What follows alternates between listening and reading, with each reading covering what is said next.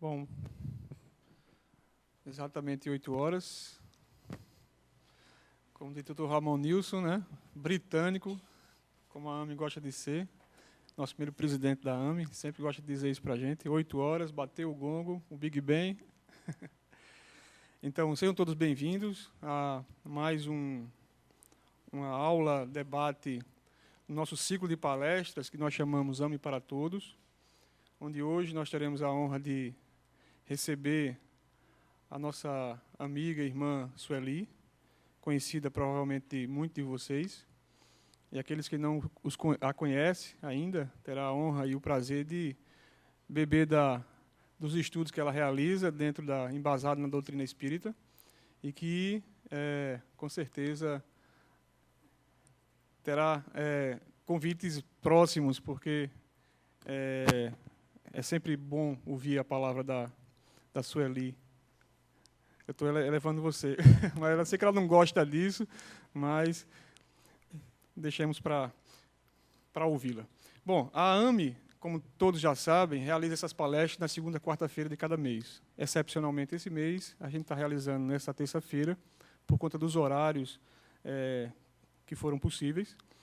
E dizer que a AME ela se encontra, para quem quiser conhecer um pouco mais sobre as atividades que a gente realiza, a AME, para quem não ouviu falar, Associação Médico Espírita, conhecida como AME, da Paraíba, tem um blog, temos um e-mail para contato, que é esse, ameparaíba@uol.com.br, e essas palestras, inclusive essa de hoje, será gravada e colocada no YouTube, nesse endereço, YouTube, user/AMPB. Quem for difícil de decorar, só vai botar no YouTube AME Paraíba, que acha facilmente. E dizer que essas palestras que nós realizamos, com vários temas, aqui apenas um dos cartazes e os temas que nós abraçamos, que, por fim tem sempre aproximar a medicina, a saúde, a prática médica com os temas da espiritualidade. Esse é o grande objetivo dessa sala aqui, onde nós já realizamos palestras com os mais variados temas e com os mais variados palestrantes, independente da sua tendência religiosa. A espiritualidade sempre colocada em primeiro plano, junto com a saúde.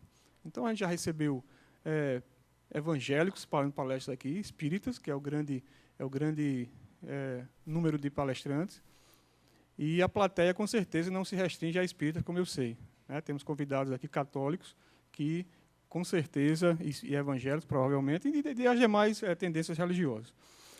Sempre tivemos os convidados, pessoas que todos conhecem, muitos da doutrina espírita, colocando aqui a imagem da doutora Marlene Nobre, que é a presidente da AME Brasil. Eu gostaria de falar um pouco que a gente, sempre em toda palestra, antes de começar a palestra, informar que nós dispomos de alguns livros que embasam as nossas ideias dentro da doutrina espírita, e a gente traz sempre para oferecer, quem no final da palestra quiser adquirir, nós temos alguns livros ali, Saúde e Espiritismo, a gente trouxe hoje, e A Reencarnação como Lei Biológica, escrito por um médico, Décio Iandoli Júnior, que esteve, inclusive, aqui em João Pessoa, na abertura do nosso primeiro encontro médico-espírita da Paraíba.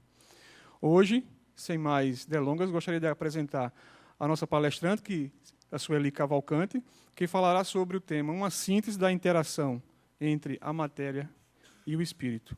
Então, Sueli, por favor. Ela não usará do data show, então, e está com um pouco de tosse, né, Sueli? Então, a gente pede muita tosse. Ela já pede desculpas antecipadamente. Eu vou apagar aqui, gente.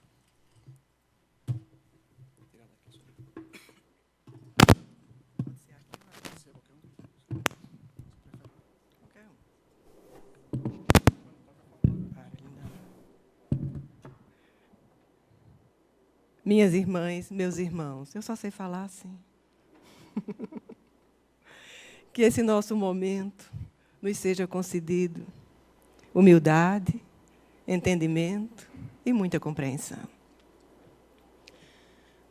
Kardec, no livro A Gênese, no capítulo 11, nos ensina: quando o espírito precisa encarnar, um laço fluídico, que nada mais é do que a extensão do seu perispírito, busca o embrião, desde o momento da concepção. E a partir do momento que o embrião vai se desenvolvendo, esse laço vai se encurtando, até que o perispírito, que possui propriedades da matéria, se liga molécula a molécula ao corpo físico e se enraiza como uma planta na terra. Então, nós observamos Kardec a nos mostrar espírito, perispírito e corpo físico. Espíritos são os seres inteligentes da criação, que povoam todo o universo. É uma centelha, uma chama, que precisa de elos intermediários para descer vibratoriamente, no nosso caso, aqui no planeta Terra. O perispírito é o envoltório sutil do espírito. É um corpo bem definido. É o molde biológico do nosso corpo. Subsiste, a morte e é moldado através da mente. E depois da morte do corpo físico, ele possui um peso específico e vai ocupar regiões compatíveis com os seus sentimentos, com as suas ações, com os seus atos. E obedece à gravidade desse plano em que vai se encontrar. Ele é formado de elementos semelhantes a que nós conhecemos na tabela de Mendeleev, porém com outras características vibratórias. Quando nós estamos estudando as obras de André Luiz, nós vamos entender que o perispírito realmente é formado por 3 corpos. O corpo mental, que é o envoltório sutil da mente. O corpo causal, onde está inscrito a lei de causa e efeito. Todos os nossos atos, comportamentos, experiências de outras épocas, é ali onde está inscrito a conta do destino de cada um. Quando necessitamos voltar, essa conta do destino é analisada no campo espiritual pelos mentores. E nós nos preparamos para as novas experiências. Em seguida, nós temos o corpo astral, observando que a energia vai se adensando. A definição do corpo astral é que uma espécie de túnica eletromagnética, formada de elétrons e fótons semelhantes à do nosso corpo físico, porém, em outra frequência vibratória. Alguns estudiosos consideram ainda o corpo vital, ou o duplo etéreo, uma continuação do perispírito. Outros nos dizem que é justamente o elo entre o perispírito e o corpo físico. Esse corpo vital, ou duplo etéreo, é formado das emanações neuropsíquicas do próprio corpo físico. Tende a se desintegrar depois da morte. Mas Kardec nos diz que o corpo perispiritual tem propriedades semelhantes à da matéria. E nós ficamos inquietos, querendo saber, querendo ir mais além, querendo saber das terminações, onde começa um, onde termina o outro. E nós vamos analisar as propriedades da matéria. E nós sabemos que até recentemente, nós podemos dizer até hoje, nós temos 7 estados da matéria. É o sólido, o líquido, o gasoso, o plasma, o condensado de Bose-Einstein, o gás fermiônico e o superfluido, até hoje, mas vai sair mais. Tem muito mais por aí. Então, analisar essas propriedades, que ainda não estão nem todas estabelecidas ainda, para compreendermos as propriedades do corpo perispiritual. Mas ainda tem mais. A ciência espírita, porque a doutrina espírita é uma ciência, nos apresenta também essas propriedades. E o professor, doutor Zalmínio Zimmermann, no excelente livro O Perispírito, nos mostra 17 propriedades do perispírito. E nós vamos encontrar odor, temperatura, plasticidade. Nós vamos encontrar a sensibilidade física e global, mas eles analisando, nos mostrando, e nós queremos mostrar para todo mundo. Dizer, olha aqui, existe, é isso. Será que nós vamos conseguir? É a questão. E como nós vamos estudar? Como nós vamos formar, não é, esse pensamento? E eu procurei Emmanuel. No livro dos Domínios da Mediunidade, no prefácio, nós vamos encontrar essa belíssima mensagem de Emmanuel. E o nome é Ondas, Raios, Médiuns e Mentes. E o que é que Emmanuel nos diz? E eu não vou fugir, porque nós estamos aqui falando acerca da doutrina espírita. Eu não vou fugir do que Emmanuel nos diz. Ele diz: a ciência do século XX caminha passo a passo, tentando entender, descobrir a composição da matéria. E muitas surpresas vão surgindo. E conceitos milenares vão sendo derrubados. Há cerca de 5 séculos antes de Cristo, Leucipo, o mentor de Demócrito, já concebia que todas as coisas eram formadas de átomos, mas a teoria clássica permaneceu com os 4 princípios de Aristóteles: terra, ar, fogo e água. Ou também, os 3 elementos do alquimista: o enxofre, o mercúrio e o NaCl, o sal. Mas chega o século XIX. E Dalton concebe cientificamente a teoria corpuscular da matéria. E, a partir daí, uma explosão de conhecimentos, de novidades, de experiências e de novas informações. Crookes surpreende o estrado radiante da matéria e estuda os raios catódicos. Hunteger, estudando a ampola de Crookes, envolta em uma caixa de papelão preto, nos entrega, concebe, descobre o raio-x. Becquerel, estudando elementos, minerais, sais de urânio, encontra outras radiações e fica sujeito a grandes indagações. O casal Curie, analisando toneladas de Peck-Blenda, detém o rádio. E, a partir do século XX, a Terra se transformou num reino de ondas, radiações, frequências e vibrações. Rutherford, estudando a radiação, persegue o átomo, e é o átomo que nos entrega segredos e mistérios para todos nós. E ele continua a nos dizer: Bohr, Planck e Einstein nos trazem novas concepções, e, a partir dessas concepções, o homem passou a entender que ele é um turbilhão eletrônico regido pela consciência. E cada corpo que existe, cada corpo tangível, nada mais é do que um feixe de energia concentrada, e essa energia cede lugar à matéria, a matéria se decompõe e volta a ser energia. E Emmanuel termina nos dizendo: químicos, físicos, geômetras e matemáticas são investigadores da verdade. E, mesmo sem querer, sacerdotes do Espírito.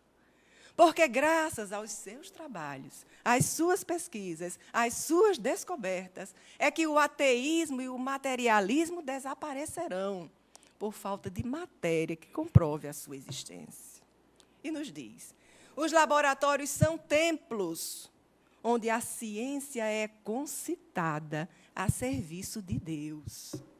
E mesmo quando a cerebração se perverte, mesmo assim, sujeita, subordinada à hegemonia política geradora de guerra, mesmo assim, a ciência permanece como conquista divina rumo ao porvir. Então, nós vamos nos basear nessa belíssima mensagem de Emmanuel. Porque ele nos diz que é o átomo que vai trazer para o homem e desvendar os mistérios, os segredos que ele tanto busca. Então, nós entendemos. 600 anos antes de Cristo, Tales de Mileto, que é conhecido como o primeiro filósofo, fez a seguinte questão. A pergunta: de que tudo é feito? E, a partir dessa pergunta, surgiu o pensamento científico. De que tudo é feito? É isso que nós estamos ainda buscando entender, procurando compreender. Os discípulos de Tales de Mileto continuaram com esse mesmo pensamento. E muitas ideias surgiram, até que 400 anos antes de Cristo, aproximadamente.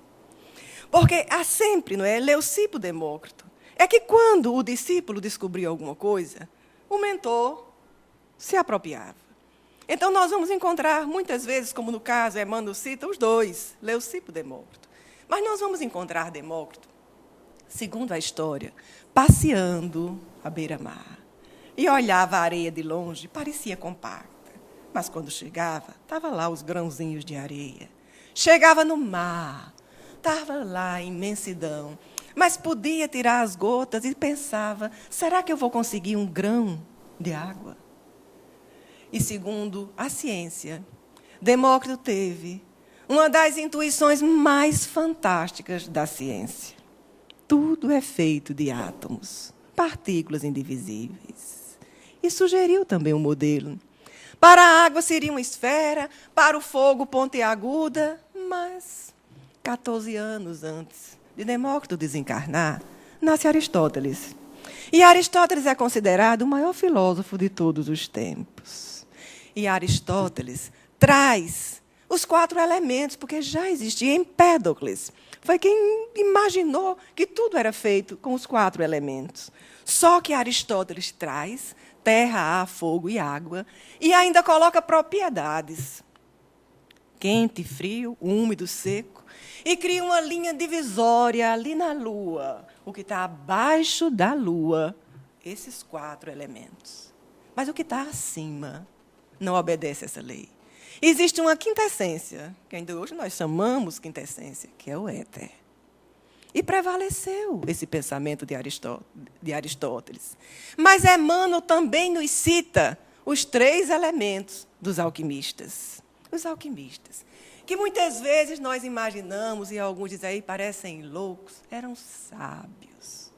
E quando nós pensamos nos alquimistas, nós imaginamos logo uma pedra filosofal que transformasse tudo em ouro. Ou a transmutação dos metais, ou o elixir da vida longa. Mas eles eram sábios. Até hoje, nós não sabemos a origem, mas vamos encontrar em toda a história da civilização. E o que eles buscavam realmente é o que nós estamos buscando. O segredo da vida eterna. Mas o tempo passa. Chega o século XVII. E, a partir do século XVII, é que nós temos realmente a ciência. Nós temos cerca de 400 anos de ciência. É porque a experiência passa a ser exigida, o método, a análise. E é no século XIX que surge Dalton, ressuscitando o átomo de Demócrito, mas estudando os reagentes, calculando os reagentes e os produtos das reações, estudando a composição do ar, trazendo e apresentando novos fatos filosóficos da química. E também descreve o modelo para o átomo. Só que compreendeu mais tarde que não é tão simples como as bolas de bilhar. Mas, a partir dele, é que vêm as seguintes experiências. Parece que vem tudo lá de cima, porque ninguém entende. A sociologia, a história, o que aconteceu do século XVIII para o século XIX, quando tudo estava escondido, trancado, e, de repente, esses espíritos, esses luminares, chegam para nos trazer tantas verdades, tantos conhecimentos. Crookes surpreende o estado radiante da matéria e estuda os raios catódicos. Quando nós vamos estudar com detalhes, sabemos que sofreu correções, sim, de Thomson. Mas nós devemos a ele, a essas experiências, uma nova concepção, tanto da física quanto da química. Mas Crookes é muito mais importante para a gente. Porque em 1870 ele decidiu que a ciência deveria estudar os fenômenos espíritas. E nós temos esse relato no livro Fatos Espíritas. E ele preparou o ambiente, a sala, as pessoas, ele citou as condições, ele convidou pesquisadores, e nós sabemos, selecionou os médiuns e chegou à conclusão que tudo é verdade. Observou a escrita direta, observou os objetos luminosos, observou. E foi perseguido, muito perseguido. Mas, em momento algum, voltou atrás. Morreu dizendo, é verdade. Existe uma conexão entre o mundo físico e o mundo espiritual. Em seguida, nós temos Huntington, que estava estudando, sim, aquela ampola de Crookes e encontrou os raios-x. Que problema! Que potencial era esse? Que tipo de radiação era essa? Que não sofria em presença de campo elétrico nem de campo magnético. O que era aquilo? E muitos pesquisadores começaram a questionar. Na mesma época, Becquerel estava estudando os sais de urânio. Ele queria medir a fosforescência em relação ao Sol. Mas, nesse dia, um dia nebuloso, não tinha sol, guarda numa gaveta, e o que é que encontra? A radiação natural. O que era que existia dentro daquela pedra? Porque vinha de encontro o que se conhecia até agora. Será que a lei da conservação de energia tem que ser abandonada? Então, eles passaram a pesquisar, até que, seguindo o roteiro de Emmanuel, nós vamos encontrar, como ele nos diz, o casal Curie, analisando toneladas de Peck Blender para conseguir o rádio. Mas é muito mais do que isso. Maria Sklodowska, a maior cientista de todos os tempos, a primeira mulher a conseguir o título de doutora na universidade na França. A única pessoa, um homem ou mulher, até agora, a ganhar 2 prêmios Nobel em ciências diferentes. 1903 em física, 1911 em química. Outros conseguiram 2, Linus Pauling, por exemplo, mas foi um em química e outro da paz. John Bardeen conseguiu 2, mas na física ela não. É a única até hoje. O rádio, mas também isolou o polônio, e mais do que isso. Através de seus estudos, nós encontramos, e ela nos trouxe, as radiações alfa, beta e gama. Mas é muito mais do que isso. Lendo aquele livro que está ali, depois eu mostro a vocês, um livro maravilhoso. Marie Curie, Uma Vida. Desses livros que a gente lê que não quer acabar. Vai a página bem... E quando eu chego na página 226, o que é que eu encontro? O casal que frequentava reuniões espíritas. Eu me enchi de alegria. Frequentavam as reuniões de Eusápio Paladino. O irmão de Pierre era espírita, fazia parte daquele grupo principal, e Pierre amava a doutrina espírita, a paranormalidade. E conta e descreve numa carta para o irmão uma experiência que realizou com Eusápio Paladino. Ele diz: estávamos nós, os pesquisadores, amarramos os pés e as mãos dela. Não tinha cúmplice nenhum, impossibilidade de uma fraude. E observamos a escrita direta, os fenômenos de luminosidade, fenômenos de materialização. Vejam que beleza. Voltando às radiações, quando Emmanuel nos diz que Rutherford estava estudando a radiação e passa a perseguir o átomo, e ele nos traz novas revelações, mistérios.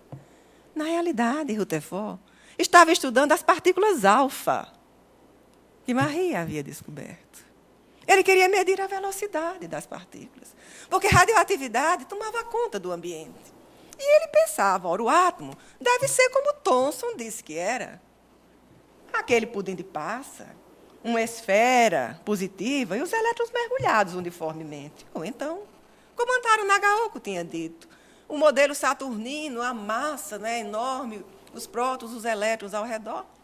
Mas ele estava estudando, era radiação. Mas teve uma surpresa muito grande, que ele passou 2 anos para descrever e para entender. É que ele observou que as partículas alfa, que são partículas positivas, passavam, algumas defletiam, pouquíssimas, ricocheteavam e voltavam. Como era o modelo atômico? Se a partícula é positiva e poucas voltavam, encontrava uma coisinha pequenininha, o núcleo, positivo. E o grande espaço dos elétrons, o átomo quase todo, por onde passavam as radiações. Foi um problema muito grande. Isso vinha de encontro com as teorias da física clássica. Como explicar que uma carga positiva, uma carga negativa vai se chocar? Era como conhecíamos. Além do que o núcleo. Que força é essa e a repulsão? Então, foi sendo explicado aos poucos. Existe, sim, no núcleo, uma força muito forte. É chamada força nuclear forte. Por isso, e ela é maior do que a força elétrica. Então, por isso que eles permanecem juntos. E para permanecerem juntos, existe também partículas emissárias. E foram descobertos os píons. Mas explicar por que os elétrons estavam ali, então é como Emmanuel nos diz, Bohr foi estudar o átomo mais simples. E disse, os elétrons não caem no núcleo, não caem porque não podem. Porque eles giram em órbitas estacionárias. Ao fazê-los, não emitem nem absorvem energia. Não podem cair no núcleo. E foi Bohr quem trouxe para todos nós o conceito de quantização. Em seguida, Planck. Planck nos traz a constante universal e nos permite, a constante de Planck, nos permite calcular a energia de um fóton. Mas também nos apresenta, quem formula a mecânica quântica, é justamente Planck, com a lei da radiação térmica. Em seguida, como Emmanuel diz, Einstein. A teoria da relatividade restrita, a teoria da relatividade geral. Os dois pilares da física e da mecânica quântica. E aquela famosa equação. E o efeito fotoelétrico. Bom, Emmanuel nos diz em seguinte. Os laboratórios são templos, concitados a serviço de Deus. E mesmo quando a inteligência se perverte, mesmo assim, a hegemonia política geradora de guerras, mesmo assim, a ciência permanece como conquista divina. É que nós vamos entender o que aconteceu depois dessas descobertas. A década de 30 chega. E lá, Lisa Meitner e Otto Hahn estavam estudando bombardeamentos de urânio, porque era moda. E eles descobriram, eles encontraram uma fissão no núcleo de urânio. Observaram que ele se partia. E quando ele se partia, 2 nêutrons saíam do núcleo numa velocidade imensa. Uma quantidade de energia imensa. E observaram que essa reação é em cadeia. Esses 2 nêutrons fissionam outros núcleos. E assim a quantidade de nêutrons vai surgindo e a energia enorme. Isso é a base da bomba atômica. Analisar agora é uma coisa. Mas naquela época, Lisa, uma judeia austríaca, fugiu para a Suécia. Otto permaneceu na Alemanha. Eles sabiam a tecnologia. Eles sabiam o princípio. Conheciam a fissão nuclear. E surgiu o problema. E se a Alemanha conseguisse a bomba de fissão nuclear? E a história nós sabemos. Einstein escreveu uma carta para o presidente Roosevelt alertando quanto ao perigo da energia nuclear. E nós sabemos, 1941, Pearl Harbor. Em 1942, no deserto do Novo México, foi instalado o Projeto Manhattan. Cientistas, Bohr, Fermi, trabalhando. Era preciso naquela época. Era necessário. Lisa foi convidada, não aceitou. O dirigente, Oppenheimer. E no dia 16 de julho de 1945, foi detonada experimentalmente a primeira bomba de fissão nuclear. E o espanto foi tanto que Oppenheimer citou um verso do Bhagavad Gita. Agora eu sou a morte, destruidora dos mundos. Ele sabia que o mundo jamais seria o mesmo. Que a energia nuclear mudaria a nossa vida. Se não estivéssemos aqui, conversando lá fora, poderíamos perguntar uns aos outros. O que é que aconteceu de mais importante no século passado? Dependendo do conhecimento de cada um, aquilo que está ligado, poderia responder, foi a guerra, foi o Holocausto, foi a internet, foi a penicilina, os Beatles. Cada um responde, não é, de acordo com a sua maneira de viver e de pensar. Mas se existe uma coisa geral, que mudou a vida de todo mundo, que as pessoas podem nem conhecer, foi uma ruptura com o passado, é a energia nuclear. E vamos analisar os fins pacíficos. Porque depois das bombas de fisão, vem as de fusão, centenas de vezes mais poderosas. Mas o bem que traz. Porque essas reações em cadeias podem ser controladas. E nós temos os aparelhos que vocês usam na medicina, o medicamento. 80% da energia da França é nuclear, 20% do mundo. Não vamos esquecer que mesmo quando a cerebração se perverte, a ciência continua como conquista divina, rumo ao porvir. Depois de tudo isso, a ciência passou a receber verbas, e a partir daí, nós vamos encontrar. Na década de 50, prótons, elétrons, nêutrons, 3 píons, mas a descoberta do neutrino. O neutrino é conhecido como uma partícula fantasma. Ela não interage, ela está conosco. Ela interage com absolutamente nada. E são 3 os neutrinos. E, para completar, no fim do século passado, descobriram uma anomalia nos neutrinos. Quando ele sai da fonte, do detector, para o detector, acontece uma transmutação. E sabe o que o cientista disse? É como se você jogasse uma banana na parede e aparecesse uma laranja e uma uva. Ninguém sabe explicar. E ele existe.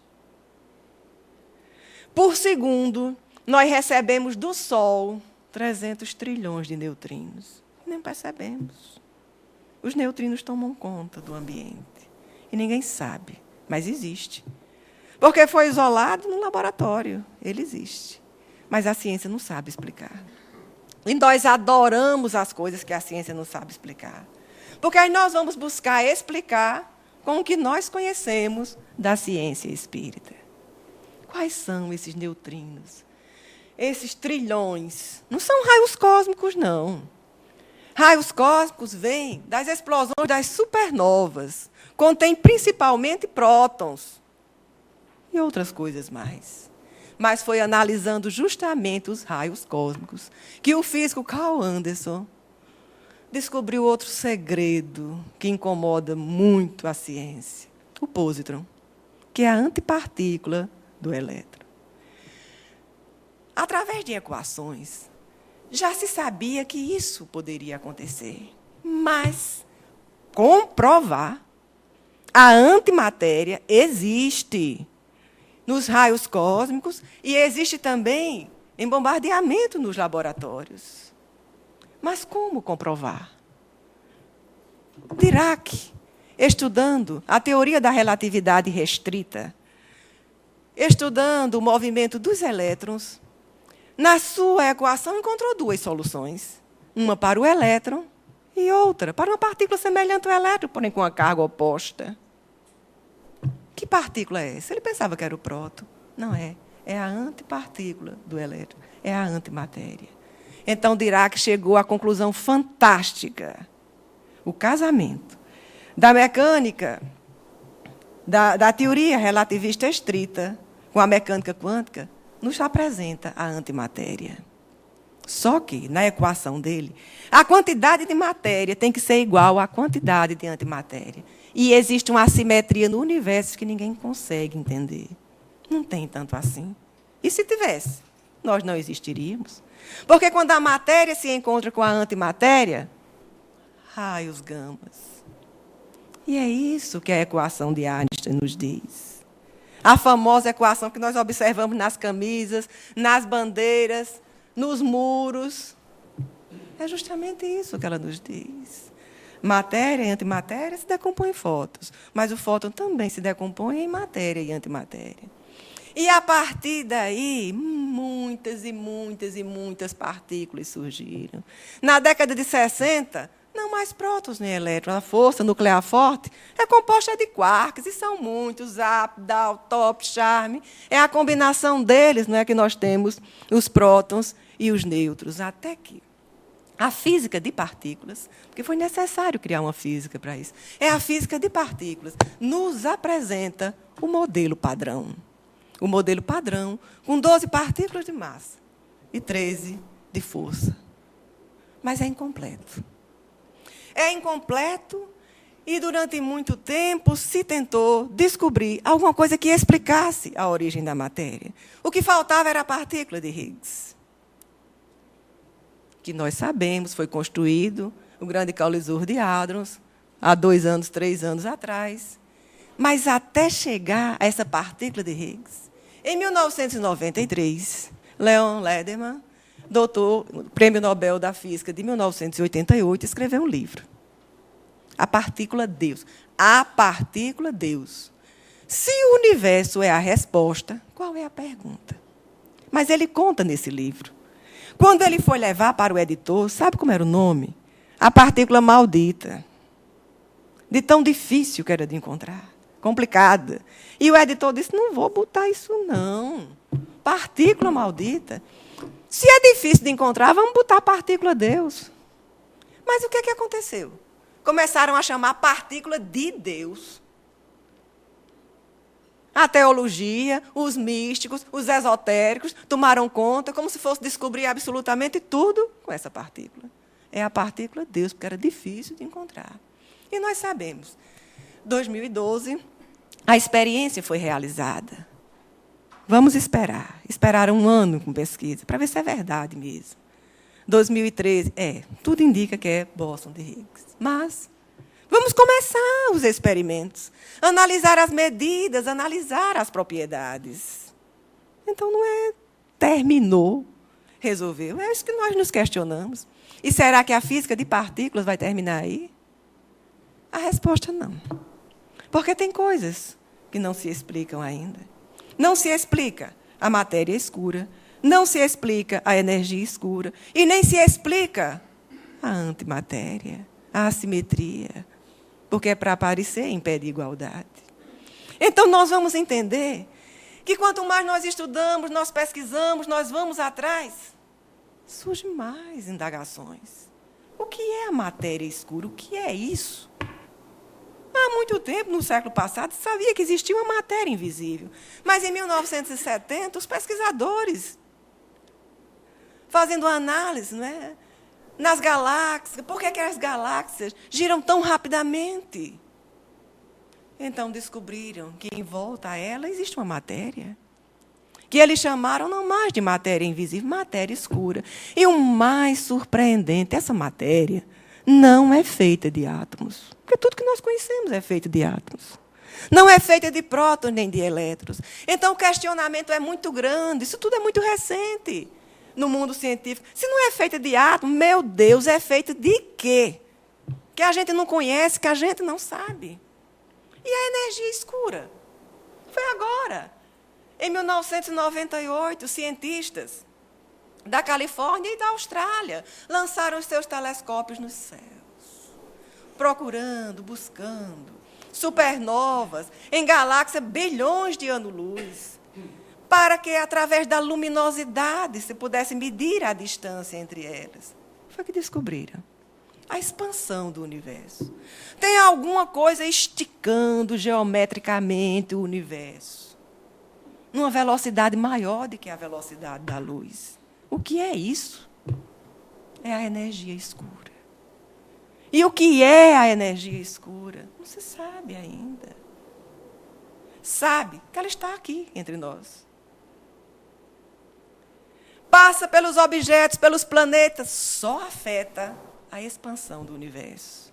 E a descoberta mais fantástica da 2ª década desse nosso século, agora, 2 anos atrás, é que 73% do universo é de energia escura.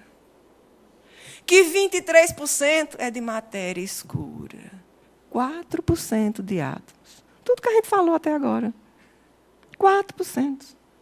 E sabe qual é a conclusão que os cientistas chegaram? É que nós vivemos no domínio da escuridão. Nós somos aqueles, segundo eles, que vivemos na escuridão, buscando, procurando o código secreto, oculto da natureza. Esse código em que cientistas como Kepler, Newton, Heisenberg, Einstein, Schrödinger passaram décadas da vida procurando a teoria final, que explicasse tudo que a gente quer entender. A unificação das 4 forças. Não conseguiram. Tem candidatos? Tem, sim. A teoria das supercordas. O que é a teoria das supercordas? Nada de partículas, essas coisas. São tubos de energia, vibrando freneticamente em 11 dimensões. Acabou, 11 dimensões. Nós conhecemos as 3 espaciais. Uma temporal, mas são 7 recurvadas. Como é que nós vamos entender? Dizem os cientistas que é de uma matemática belíssima, dando os primeiros passos, mas muito longe de se entender. Mas nós estamos aí. Entre a energia escura, a matéria escura, a teoria das supercordas, buscando. Aí nós não podemos dizer, é isso, é o ponto final. Porque nós estamos evoluindo, aprendendo, entendendo as coisas.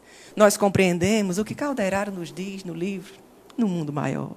Existe uma espécie de relação, como se fosse uma proporcionalidade entre o adiantamento moral e o conhecimento científico. É preciso crescer em entendimento, em amor, em misericórdia e paz, para que possamos entender.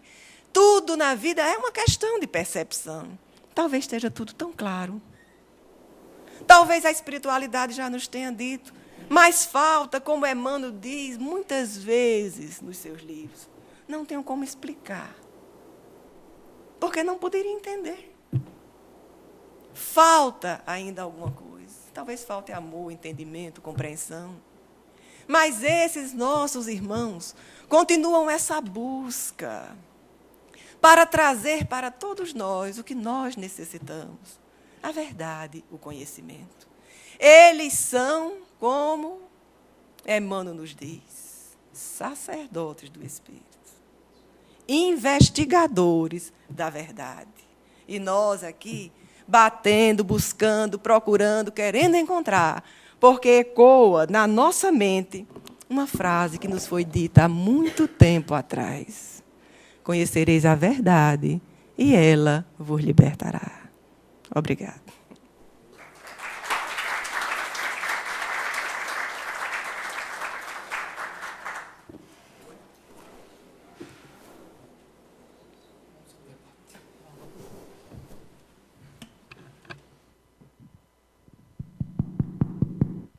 Bom, a gente vai agora à nossa segunda parte. Para quem já conhece a formatação, a palestrante responderá perguntas da plateia, aqueles que quiserem perguntar. E aumenta um pouquinho. Certo, agora está bom.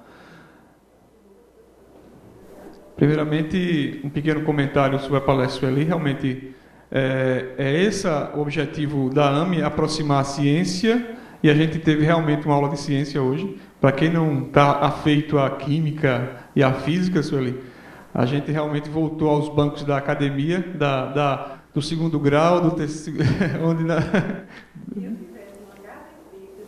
Exatamente. E foi essa a proposta que nós fizemos para a Sueli, e que foi muito bem respondida por ela. Realmente, algumas vezes a gente deu uma voada por ali, né? Mas a gente aterrissava nos bancos da academia do colégio, quando a gente lembrava dos nomes desses grandes cientistas. Mas eu creio que a ideia ficou realmente marcada aqui para todos, né?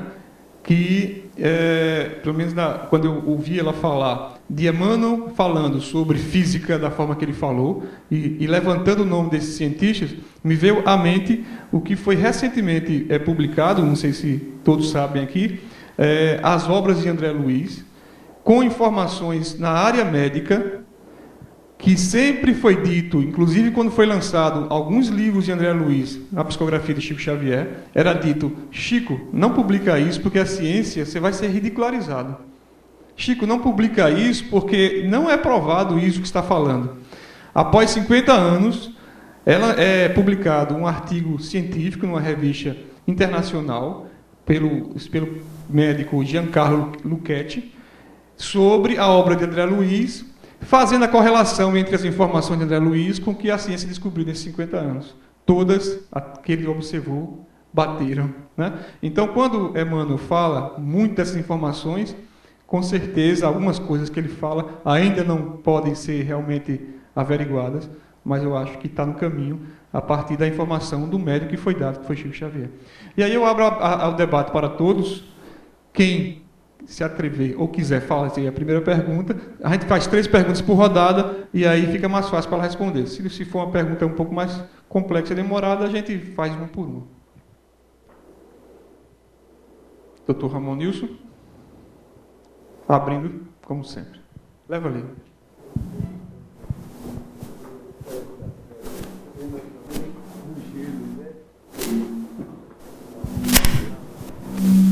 Minha querida e velha Sueli, que Jesus continue lhe inspirando cada vez mais, sendo que você vem aquele trabalho lindo e maravilhoso lá no NEAL, o próprio nome diz, de André Luiz, e que para nós não tem uma significação maior do que a aula que você nos deu. Fenômenos físicos, fenômenos químicos, fenômenos biológicos, a citação desse número de inúmeros cientistas que de alguns séculos para cá até a atualidade vem desenvolvendo e nos ensinando cada vez mais.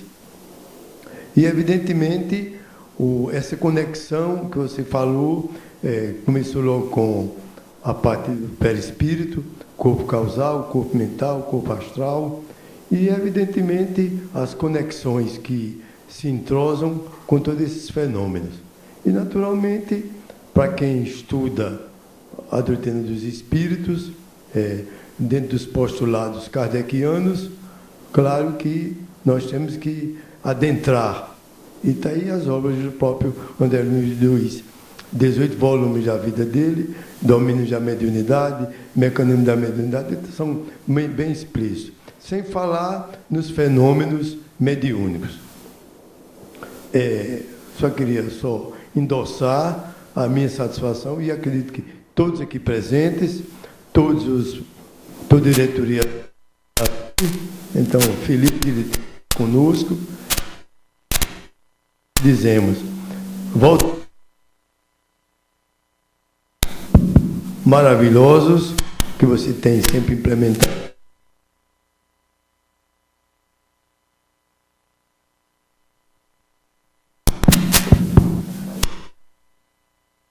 Sobre a nossa espiritismo que sirva como estímulo a todos aqueles que procuram se filiar.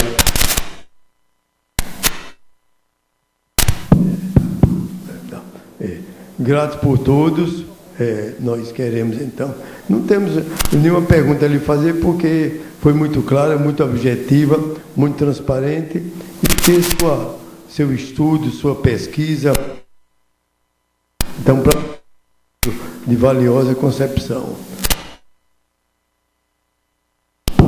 Que esses momentos sejam cada vez mais multiplicados por momentos cada vez mais felizes e enaltecidos por essa obra trabalhosa da doutrina espírita, de tudo que Kardec deixou para todos nós, no seu pensamento.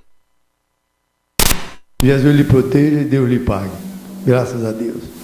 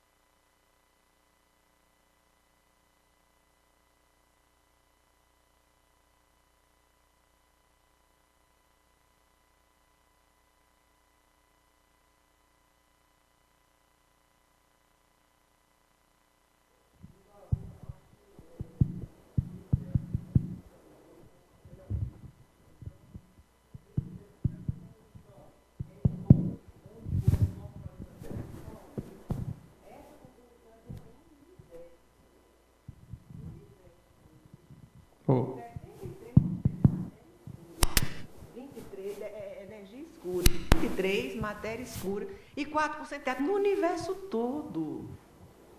Né? Alguns querem que eu diga, será que é o fluido clórico universal? Não vou dizer. Não vou dizer. Sabe por quê? Porque a energia escura, essa, que é 73%, ela tem uma densidade, pode até ser baixíssima. Ela é conhecida como uma entidade que passa através da gente, que está em todo lugar, mas que ninguém vê, mas existe. É muito interessante para a gente isso. Mas a gente corre o risco. Né? Porque a ciência vai evoluindo, vai nos mostrando. Então, é a noção, a questão da responsabilidade. Pode ser, eu penso que seria bom que fosse. Mas vamos deixar. Quando estudamos o livro Evolução em Dois Mundos, encontramos tantos detalhes, tantas coisas. Esperar um pouquinho mais. Afinal de contas, nós somos espíritos eternos. E lembrar que esse 73% ocupa todo o universo. E quem é que povoa o universo? Os espíritos. Fora do mundo da... Então, nós temos muitas questões a levantar. A grande questão é que se pensava que tudo no mundo era feito de átomos. Demócrito, até Feynman, o grande Feynman, todas as coisas são feitas de átomos e as outras coisas, ansiedade. E não é. Então, são essas descobertas. Então, nós temos que parar, porque é arriscado. Porque nós, espíritas, temos uma responsabilidade muito grande. Nós temos aproximadamente 150 anos de doutrina espírita. E como Leon Denis nos diz, ela será o que nós estamos fazendo dela. Então, fazer as afirmações para mais tarde.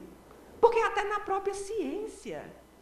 Quem não lembra Stephen Hawking, o livro, né, Uma Breve História do Tempo, e depois ele apareceu. Não era bem aquilo, estava errado. E causou uma revolução. Tem erros que são premeditados, outros não.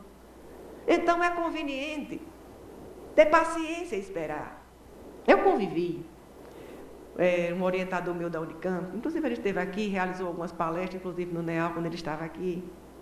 Um doutor em Química, muito conhecido. E ele espírita. E ensinava evangelização infantil no centro que ele frequentava. E eu conversava muito com ele, não é, acerca da ciência.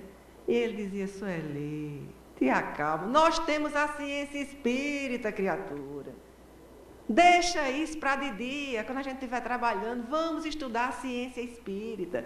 Ela é maravilhosa e ele lançou um livro, Ciência Espírita, professor Aécio Chagas. Então, eu aprendi com ele a ser paciente. Não, porque nós temos as nossas limitações. Entendendo a idade evolutiva em que nós nos encontramos, nós temos um longo caminho a percorrer. Mas é bom saber do que está acontecendo. É bom estudar.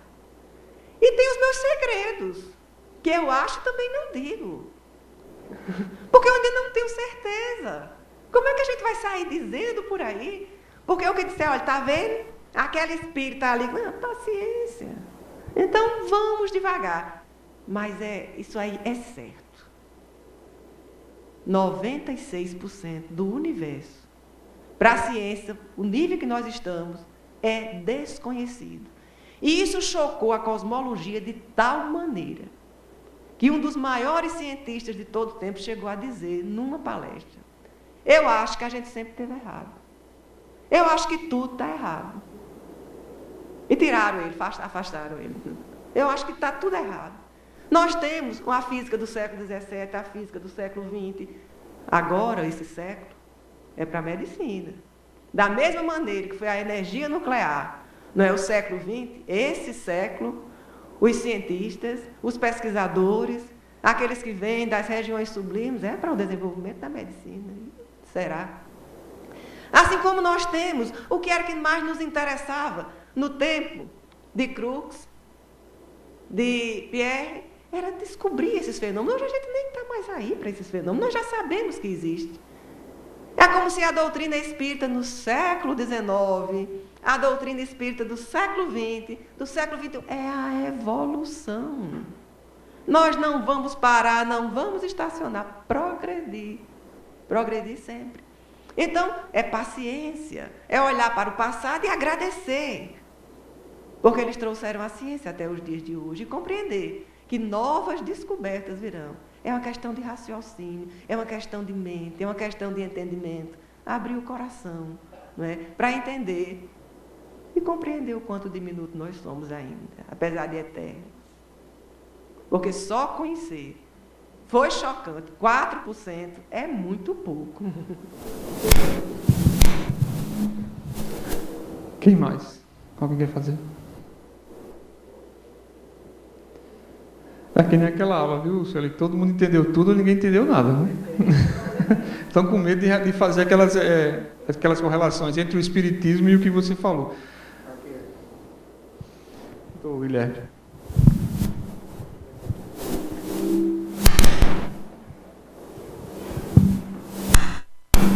Professora, primeiro, parabenizá-la pela excelente aula. Não foi palestra, foi uma aula. E só filosofar e dizer que realmente existem 3 coisas que a gente tem que analisar sobre elas, que no universo tudo é formado por energia, inclusive a própria matéria. Os 4% de matéria que a gente conhece, que existe no universo, e a matéria escura também. Energias desconhecidas, mas tudo é energia. Segundo, nada está imóvel, nada está inerte, nada está parado no universo. Tudo é dinâmico.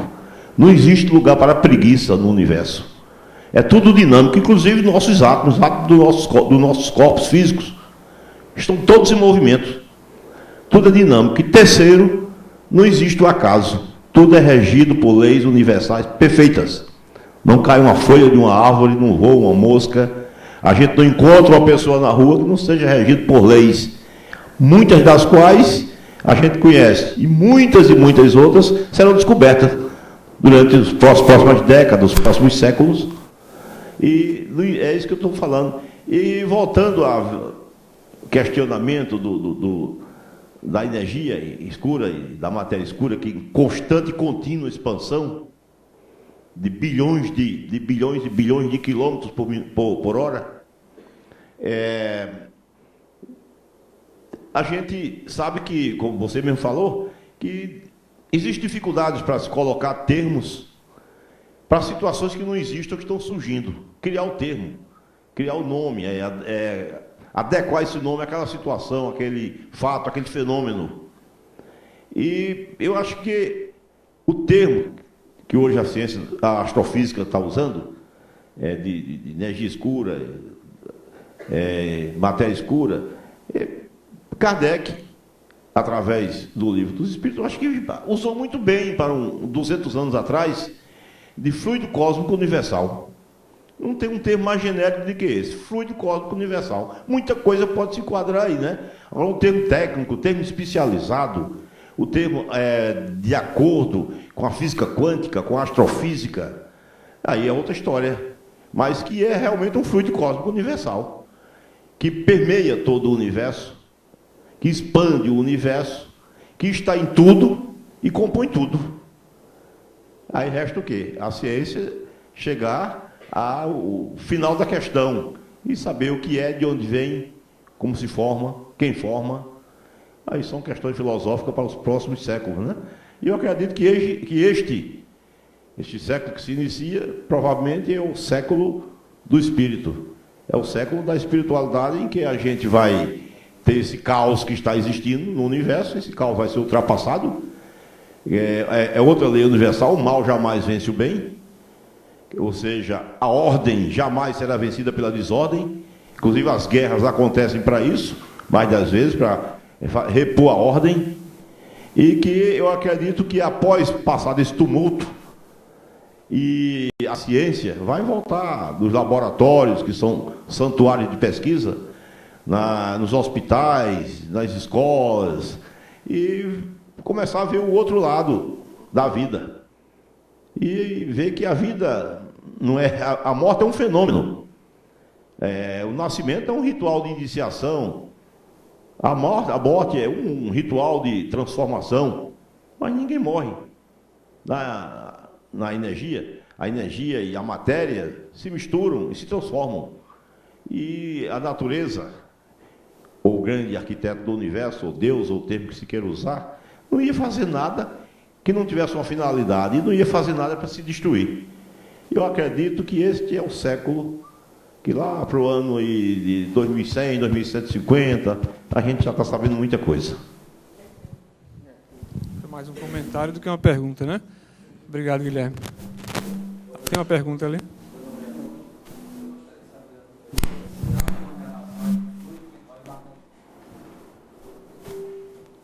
Fluido vital e magnetismo. Aí já ciência espírita. Olha, se fala muito em magnetismo, principalmente na doutrina espírita. Mas não se sabe muito acerca de magnetismo humano, não. Nós conhecemos o magnetismo mineral. Então, o magnetismo humano, nós estendemos, né? Quando você fala em corpo vital, né? Em relação ao corpo vital que você está falando, o magnetismo, o nosso corpo vital, como nós comentamos, é das emanações neuropsíquicas do nosso corpo físico. O nosso corpo físico diz, mas não é comprovado cientificamente esse magnetismo. Tá certo? Então, às vezes nós afirmamos, fulano tem um magnetismo que prende a plateia. E se citam, né, grandes oradores, Hitler, por exemplo, tem um magnetismo. E se estuda. Será que isso é uma expansão dessa vitalidade? Mas não vou lhe dizer que, cientificamente, magnetismo está associado. Nós afirmamos, nós espíritos. É a ciência espírita que diz, mas não é a ciência aqui da Terra, não. Então, o nosso magnetismo, nós sabemos que temos metais, vários metais no nosso organismo, né, que pode gerar, mas os mecanismos, quando nós vamos estudar na doutrina espírita, eles associam a mente, ao poder da mente, o envolvimento mental nas outras criaturas. Tem um livro muito interessante, Magnetismo e Espiritismo, mas é ciência espírita.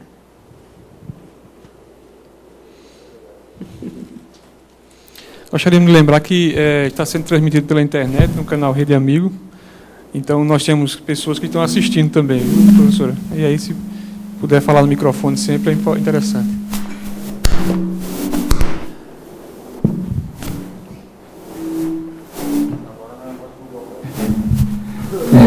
Boa noite.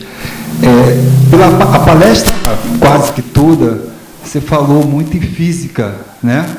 Na parte física, explica muito as coisas da ciência, científicos. Procura levantar mais assim, para ficar mais. Você acha, a minha pergunta é a seguinte: você acha que a física quântica... Mau contato. Você acha que a física quântica é um veículo que irá, através da ciência, explicar essa interação do mundo espiritual para o mundo material? Não sei. Através da ciência?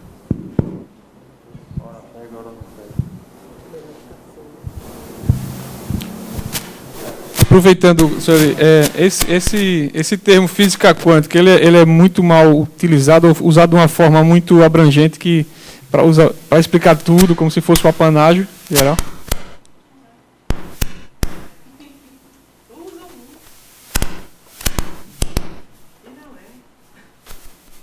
Você podia falar um pouco sobre isso?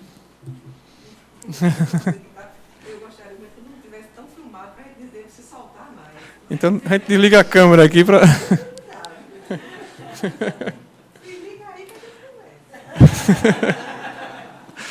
para não ficar registrado, né?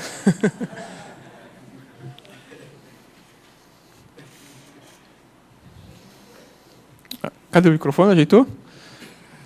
Quem quiser fazer mais, a gente está já encerrando para a gente... 9h, 9h05. Realmente é um tema bem difícil de ser, né, abordado.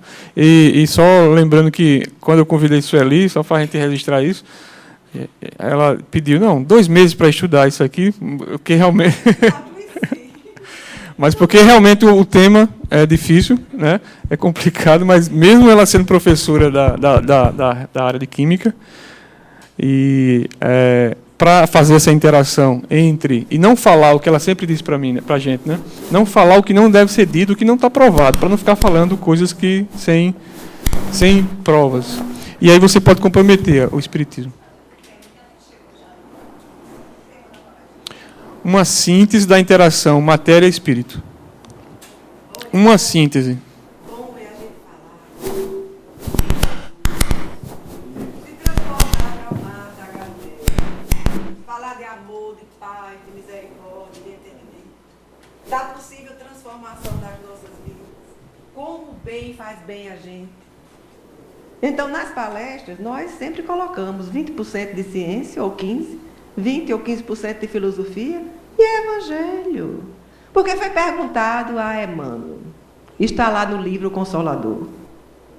O espiritismo precisa da ciência, da física, da química do mundo? Ele disse que não. Essa ciência é quem precisa da doutrina espírita. Então, é bom falar de amor, de paz, de esperança. Hoje realmente foi assim. Mas é bom no contexto do Evangelho. Porque nós lembramos também que Emmanuel nos diz, a nossa doutrina tem o tríplice aspecto, ciência, filosofia e religião. E ele descreve aquele triângulo, onde a filosofia e a ciência é a base, está na terra. Mas o ângulo sublime está lá em cima. É a religião. É Jesus, é a boa nova, os seus ensinamentos, que vão nos tirar das trevas, esse mundo de escuridão que nós vivemos, não só na ciência, mas também dentro de cada um de nós. Nós vamos sair dele quando entender o amai-vos uns aos outros, fazer o bem. Então, bom é Jesus nas nossas vidas, é a doutrina espírita. Então, houve necessidade, não é? Porque, e eu busquei Emmanuel, eu não falei nada tirando de algum outro livro de ciência. Eu citei raios, ondas, médiuns e mentes. É uma comunicação de Emmanuel, mostrando a profundidade da doutrina espírita quando nós queremos. É muito bom estudar o livro Mecanismo da Mediunidade. Mas eu sei que todo mundo não entende. Porque é química e física. Assim como vocês estudam, e nós tentamos também, a evolução em 2 mundos. Mas precisa alguém saber. Não é? Nós podemos. Eu conhecereis a verdade, se nós temos condições. Não é? Se a vida, as chances, as oportunidades de adentrar o mundo da ciência, nós somos responsáveis. Não é? Onde nós nos encontramos. E eu falei muito. Eu falei, por exemplo, acerca da bomba atômica. E ninguém perguntou nada acerca da bomba atômica.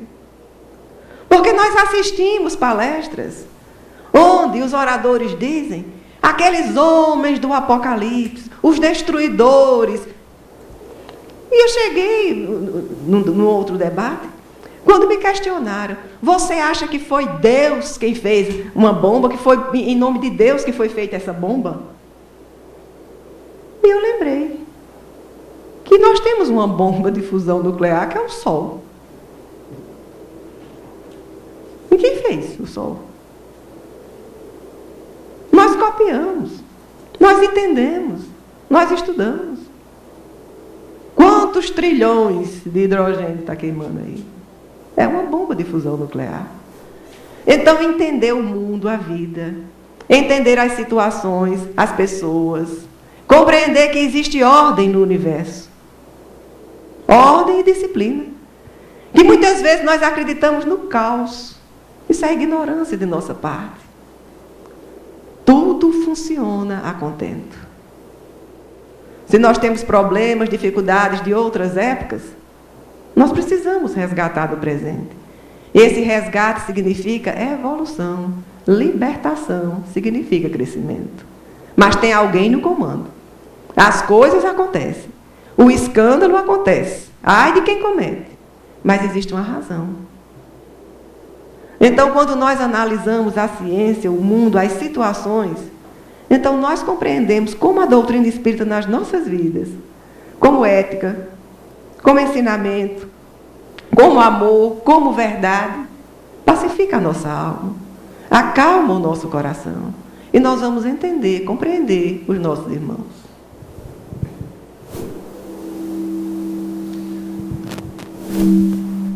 E só para complementar o que Sueli falou, nos objetivos nossos da AME, Sueli, essa interação ciência e espiritualidade, é como se diz, se a gente desligar a câmera, a gente vai dizer que a gente está levando, na realidade, o espiritismo para dentro da academia, por conta da dificuldade que tem de muitas vezes, as pessoas fugirem por acharem dessa forma, né? Pouco explicável, pouco lógico e pouco entendível. E é uma forma de caridade que se faz com as pessoas que também pensam cientificamente, né? E é possível você falar cientificamente, como a gente vê, como você falou. Pode ser que alguns não entendam, dentro da maioria dos espíritas que frequentam os centros espíritas normalmente, mas exatamente. Mas se leva-se uma palestra espírita para uma palestra numa academia, ou mesmo num espaço desse que é aberto, que é bem amplo e aberto ao debate, talvez, não vou dizer que é verdade, mas talvez não vá ser tão aceito, né? E os temas que nós trazemos e debatemos, como esse que você trouxe, quem tem frequentado rotineiramente aqui nossos debates, tem visto quão interessante é se associar essas duas questões. Pensar de uma forma lógica e científica as questões de espiritualidade. Muito interessante. Não pensar de uma forma piegas, né? Muito embora trazendo sempre Jesus, né? Colocando como formação do universo, como Kardec perguntou, de que é feito o universo? O que é formado? Tudo. Deus, né? Como ele respondeu, o Espírito e a matéria, que são a formação do universo como uma forma geral. Para a gente conseguir entender e explicar tudo isso, requer que a gente desenvolva a nossa forma de pensar e o pensamento lógico e racional. Mas, claro, que a humanidade está precisando muito mais de sentimento, de emoção e de falar de Jesus. Sem dúvida. Isso eu concordo com você, claro. Bom, gente, alguém mais gostaria de fazer alguma pergunta? Liana, a última pergunta. Quem mais alguém, para a gente fechar esse ciclo? Professora Liane.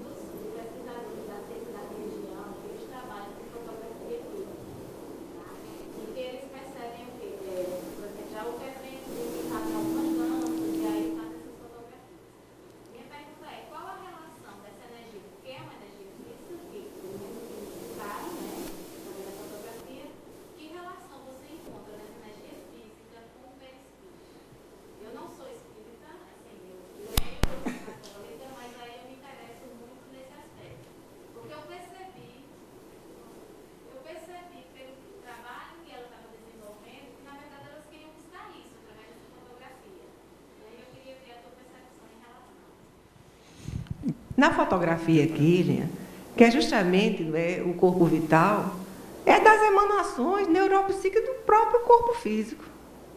Aí perispírito já é outra situação. Você vai encontrar no livro de Zalmino Zimmermann 3 experiências que foram feitas cientificamente. Não só aqui, mas com instrumentos. Não é? Ninguém tem dúvida mais. Alguns chamam aura, é a extensão do duplo etéreo. Mas existe, isso é comprovado, já cientificamente. Não é? Agora, o perispírito é a outra situação. Ok? Podemos encerrar? Agradecer à professora Sueli Cavalcante por ter se disposto a, mesmo doente, nós pedimos desculpa pela insistência de estar aqui, mas porque realmente, como vimos, abrilhantou muito o dia de hoje, Sueli. Nós agradecemos do fundo do coração que você está aqui, eu sei a dificuldade que você está tendo para falar. A gente, como otorrino, entende um pouco disso também. Agradecer a todos que tiveram a paciência e a bondade de estar aqui presente conosco. Agradecer também a Jesus e a Deus por permitir que isso aconteça, que esse espaço seja sempre um espaço de debate dessas questões. Agradecer a todos aqueles que estiveram presentes através da internet assistindo, e dizer que essa aula pode ser disponibilizada pelo YouTube, como eu já falei, no nosso endereço, no canal da AME Paraíba. E agradeço a todos e encerramos assim mais um AME para todos. No próximo mês, na segunda quarta-feira, estão todos convidados a participarem, será amplamente divulgado pelas redes que nós informamos aqui. Obrigado. Boa noite.